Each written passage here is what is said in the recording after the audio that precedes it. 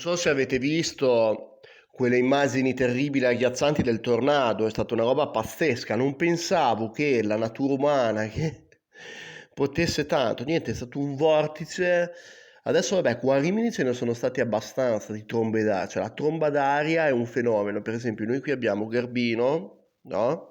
Poi si può imporre un vento da nord, no? Improvvisamente, aria calda e aria fresca, si forma il vortice, però cioè, era una tempesta, cioè un tornado, immaginati di essere, no? Per esempio, c'è il cane qui che è impazzito il cane, sente profumo di tornado.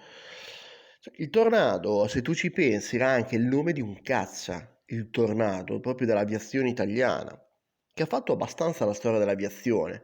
Poi c'era l'F-104.